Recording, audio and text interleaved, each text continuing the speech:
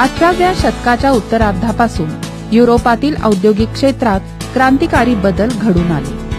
बाष्पशक्तीवर चालणारी यंत्र, विद्युत शक्ती, घरगुती उद्योगांऐवजी कारखाने, हातमागाऐवजी यंत्रमाग अशी सुधारणा झाली. आगगाडी आणि आगबोटीसारखी वाहतुकीची नवीन साधनं आली. इंग्लंडची औद्योगिक भरभराट खूप जास्त झाली. त्यामुळे युरोपच्या आर्थिक प्रगतीला वेग आला. आंतरराष्ट्रीय क्षेत्रात नव्या बाजारपेठांची गरज भासावी लागली. परंतु त्यामुळे अविकसित राष्ट्रांचं स्वातंत्र्य नष्ट झालं. जिथे औद्योगिक क्रांतीमुळे शहरं वाढली तिथे सुशिक्षित समाजाची वाढ झाली. मात्र पारंपरिक उद्योगधंदे नष्ट झाले आणि कामगार हलाखीचे जीवन जगू लागले. आर्थिक विषमतेमुळे राजकीय आणि सामाजिक विषमतेविरुद्ध औद्योगिक राष्ट्रांमध्ये चळवळी उभ्या राहिल्या.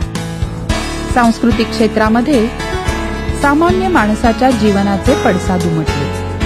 अविभक्त कुटुंब पद्धतीचा ऱ्हास सुरू झाला आणि मानवी जीवनात यांत्रिकपणा आला.